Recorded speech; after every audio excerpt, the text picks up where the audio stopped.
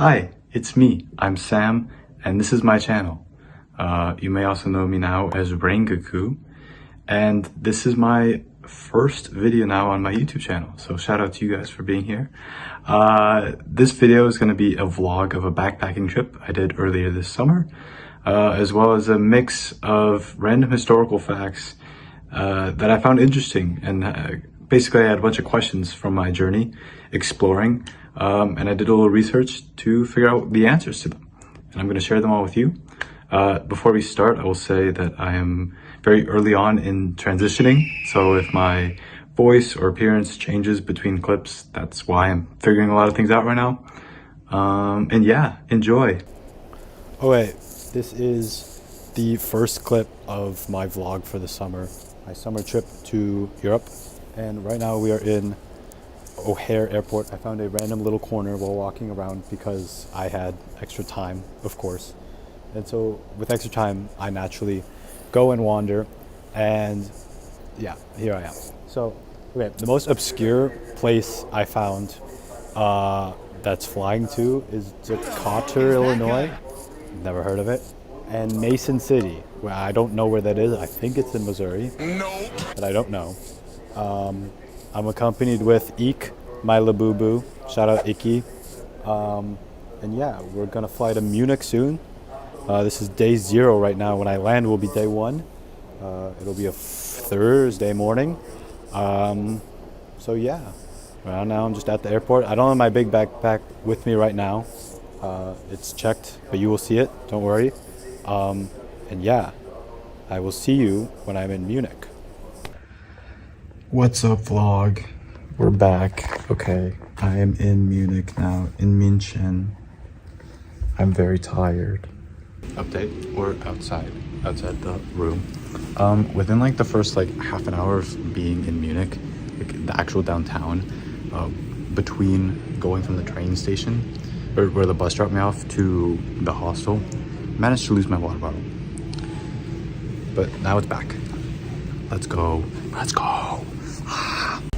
Okay, Vlog Squad. We stumbled upon a whole carnival in the middle of Munich. It's somewhat traditional. Like there's a cathedral over there. People are wearing lederhosen. But it looks like it's like an American one, but just everything's in German, which almost makes sense. There's a haunted house with just saying ominous German phrases, which I thought was very funny.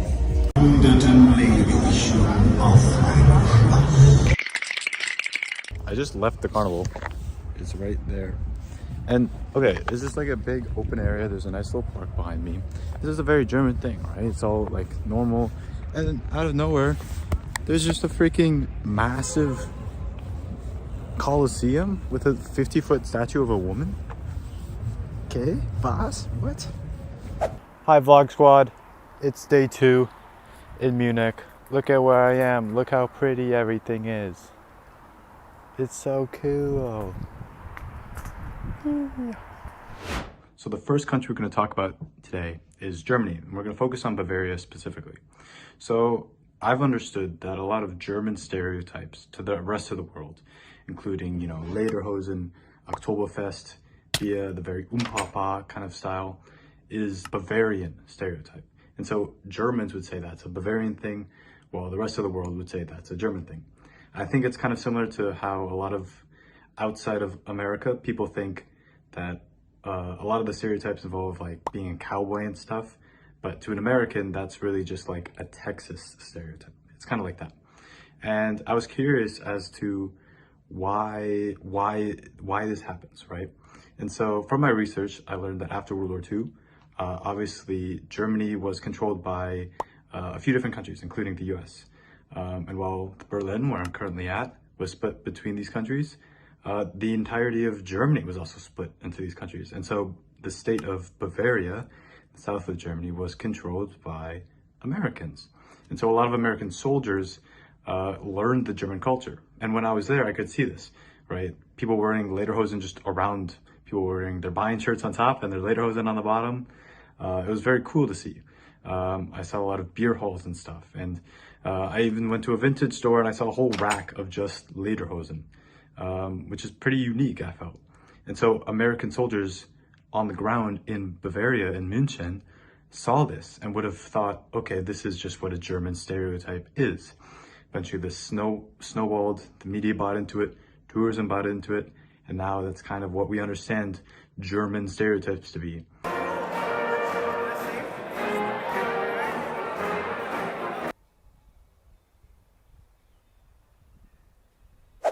Alright chat, we're on our way to the Bayern game. I've been walking, basically my whole day is walking to the stadium, and then going to the game obviously, and then coming back.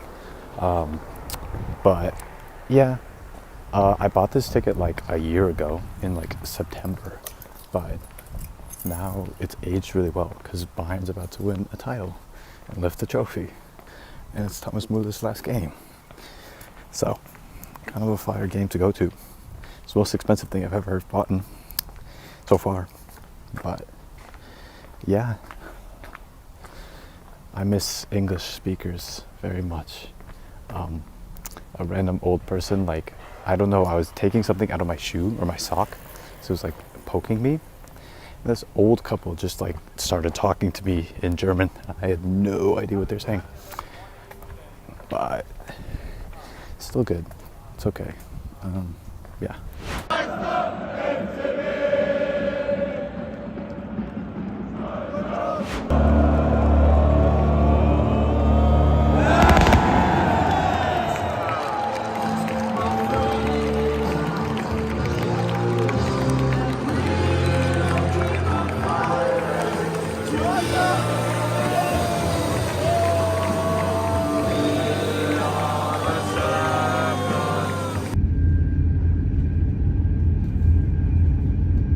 Hi chat. Alright, it's like the end of day 2 now. It's starting to fly by. Today was a pretty good day. We checked out Olympia Park, then kind of wandered back. I've now, I think, spoken more German, like to German people or in Germany, than I did French people in French in France. Which is kind of weird because I've learned German for 1 year, but French for like 6. But yeah, I feel more confident with just talking in German.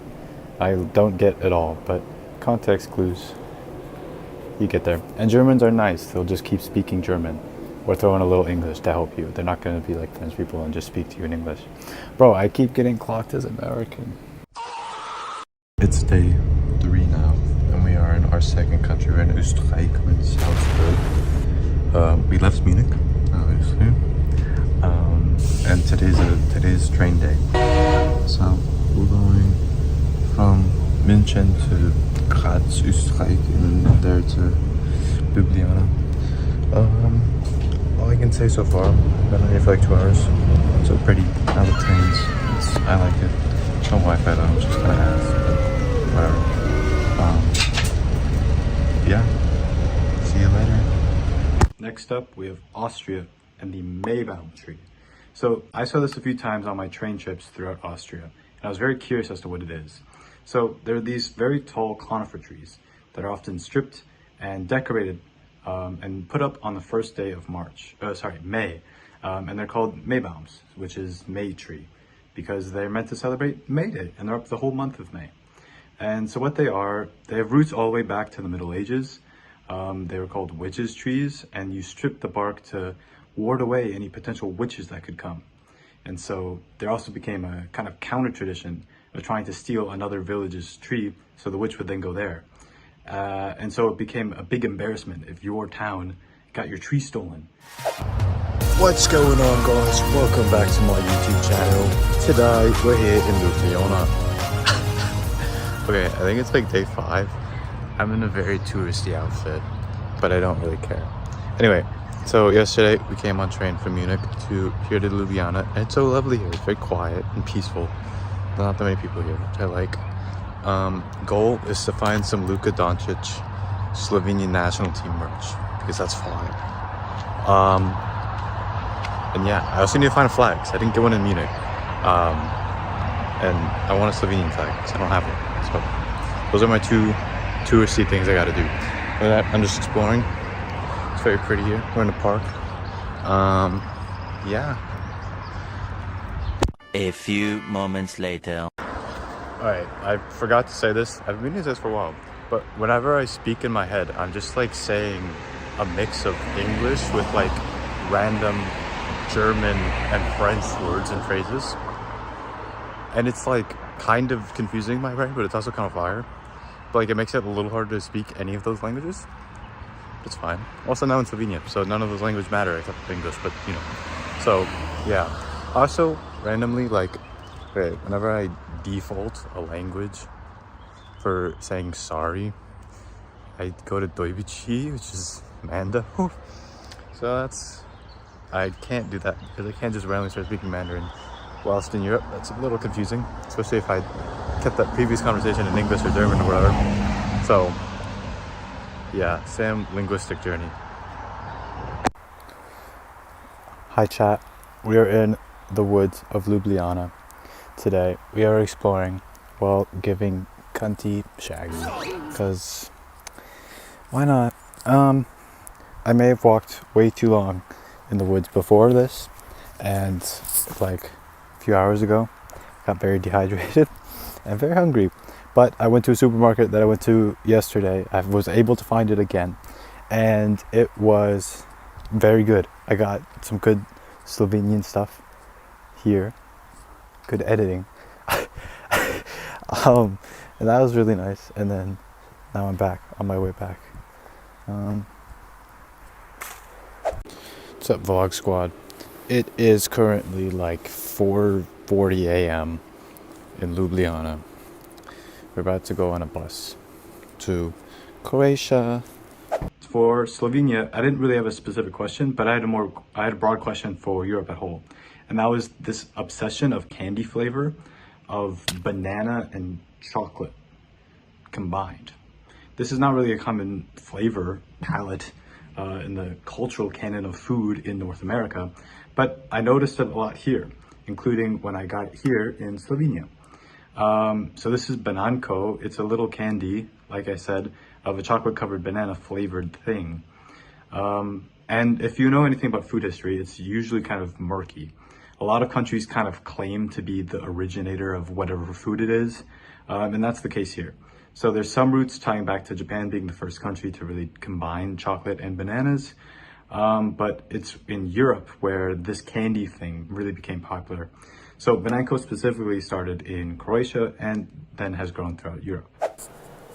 What's up, guys? We're here in Croatia. I don't know why I'm British. I'm very tired. It's like 3 p.m. right now. This is bad. It's from makeup. Me trying to take off makeup. Anyway, and my hair is super freaking straight. Anywho, we're here in Croatia. I've been up since like 3 a.m. and then I slept on the bus for like 2 hours. Shit flew by. Actually, it's insane. But I've been here for a while. I put my stuff in a boat. I'm here. I'm tired. It's very hot today. Rijeka has a lot of steps and stairs. So I got very tired. And now I've just been in my hotel room chilling. I think I might go to a beach later and read and hang out. I found a nice like dock area, and that was very cute. I think I might go back there tomorrow morning. But yeah, we're just here hanging out. Tomorrow I'm going to Zagreb. Yeah, I'm in this little hostel. It feels like I'm at like my grandparents' house, but it's kind of nice. So yeah, bye. Hi chat, we're in Zagreb today. We took a bus from Rijeka earlier this morning. I spent a lovely evening, I was there in the morning on what is it called, a breakwater in Rijeka. It was lovely. Painted my nails, sick. Then I've been here for a little bit, and then got really rainy and like windy. So I've been in my room just chilling, doing research for the rest of the trip. And now I'm getting food. But on my journey I got a bit wet, but it's all good. Alright guys, I've learned a little bit of Croatian. Jasam and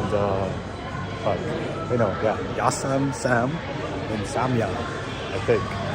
So, the next thing we're going to talk about is the Čeky. So if you know anything about Croatia or football, or you've been here, you would know that this pattern is absolutely everywhere. The national team wears it on their football kits. It's on their flag. It's everywhere for touristy stuff. You cannot think of Croatia without thinking of this, in my opinion.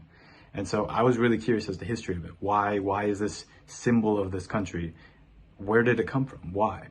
And so it dates back all the way to the 1500s and has been used pretty much ever since, other than when it was a part of Yugoslavia. And it has, the legend has it, is that the king of Croatia, Stefan Dreslav, was captured and imprisoned. And in order to secure his freedom, he had to win a game of chess, which he did.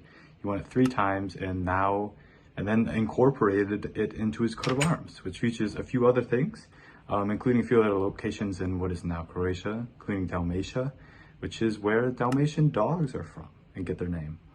So we had a little pit stop in Villach, which actually it ended up working well. I got a little break, got to eat some lunch, explore. It's so beautiful, picture. And now look, I have like this whole to myself. This might be first class. There's a tube, which makes me think it's not. But then a guy came around offering chocolate. I'm gonna stay here until I get kicked out. But we are on our way to Wien and then Wien to Budapest. What's up, boys? Even though most of you are girls, we're in Budapest finally. I've been on a train for like 11 hours today. It was fun. I got to read my book and listen to a bunch of music. But now I'm like tired of all my music because I've literally just did that all day. And now I'm walking. The Budapest train stop is about an hour by walk from the downtown city center. If you know me, you know I'm gonna walk it as opposed to taking public transit. It's actually nice because I haven't like walked much today, which has also been good because rest. But like, I don't mind, like, I don't know, I haven't walked all day. I don't mind walking for an hour. I don't love having my stuff, but whatever, backpacking things. Yeah, tomorrow we're leaving already Budapest, which I'm okay with. Budapest is not like, I don't know, I just kind of threw it in here. It's a staple of all the YouTuber, like, travel vloggers I watched as a kid. I'd always backpack and be like, Budapest is a stop we always went to. So I was like, all right, I should come here. But I don't really care much. So I don't really mind being here for not that long. Especially because the next place is Slovakia. I'm very excited about that. So yeah. Also, okay. I got cooked my first time on a foreign exchange rate. So in Hungary, they don't use the euro, they use francs.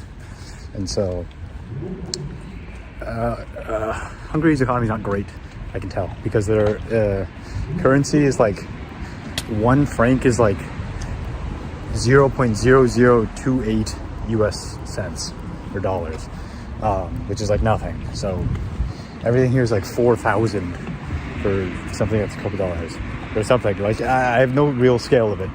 So I went to order food. Why is my water bottle might be leaking?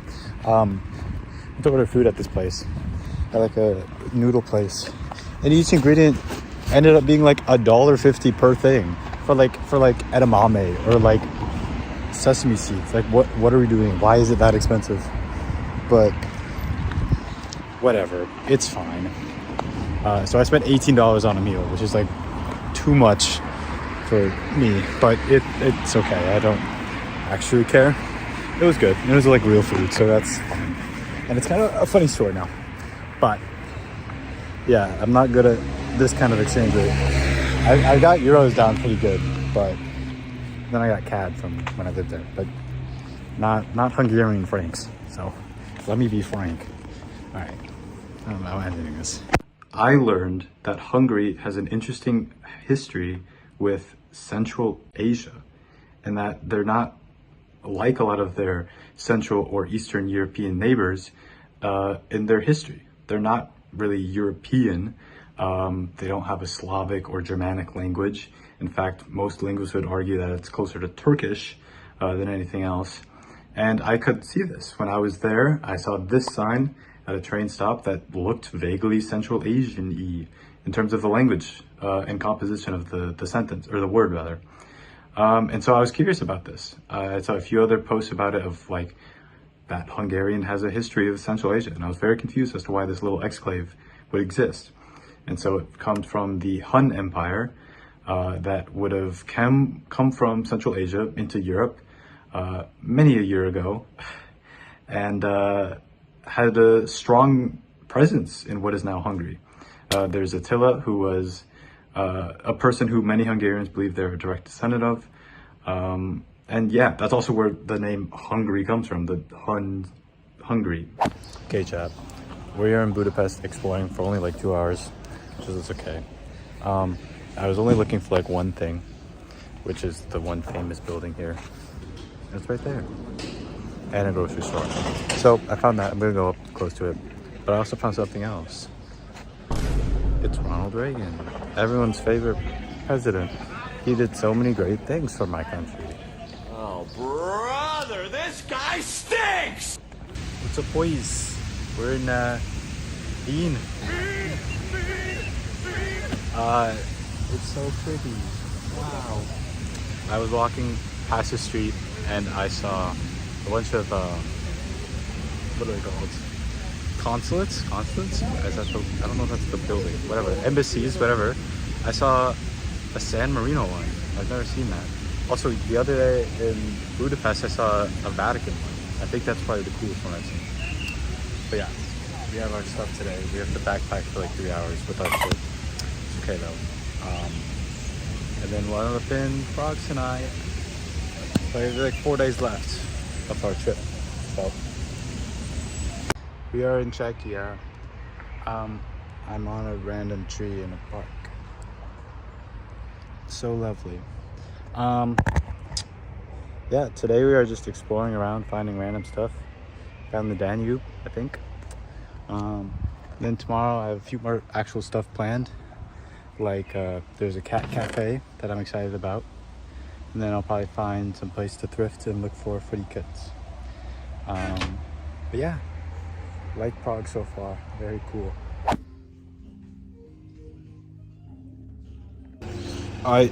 It is the morning of my final day.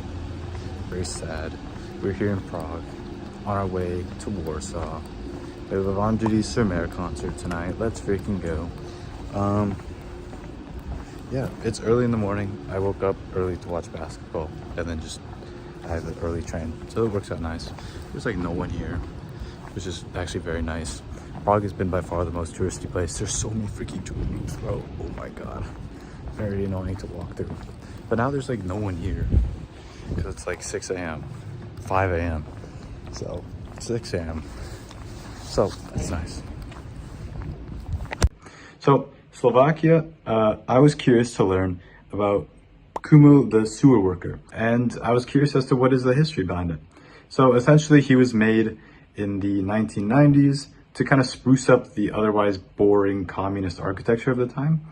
And his meaning is kind of ambiguous. People think maybe he's just kind of a creepy worker. Some people think he's very charming. But there isn't any official meaning as to why he's there, what he's doing. It's just meant to be a cute little thing. And this naturally was really popular by tourists, who would eventually trip on it and fall in it, as did the locals. And so they had to build up these signs and barriers around it to be like, hey, there's this little monument here on the ground, not monument, but statue on the ground.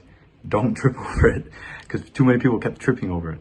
Hey chat, we're in Capsule Hotel. Ta-da! That's the whole thing. It opens like a garage door. I'm not gonna do it because there's people outside. But yeah, we're in Warsaw. I have a concert in like 3 hours. We're gonna go speedrun exploring. But yeah, wanted to show you this. And this, I don't really know why it exists. So I'm opening it up to the comments if you know anything. But I know Poland, partially as a joke, partially seriously, as the land of femboys. I don't know where this started from. I couldn't really find much research on it other than the fact that they have a lot of femboys, and then it became like an internet meme. But I don't really know anything beyond that. When I was there, I definitely noticed that there were a lot of queer people. But it was very interesting because it's kind of juxtaposed behind this very old-timey looking and feeling city. with a lot of older people that seemed very traditional, and then also just a lot of queer alternative people walking around these streets. So yeah, I'm curious to learn more about this. What's up, guys? You made it to the end of the vlog. This is actually recorded a lot later. This is me recording all my research bits. That's the setup. But yeah, this is my little place in Berlin. I've been here for like 3 weeks now. That's how long it took me to edit this and not, be lazy on it. But yeah, I hope you guys enjoyed. Guys, smash that like button and subscribe. There's new content coming soon. Bye. I love you.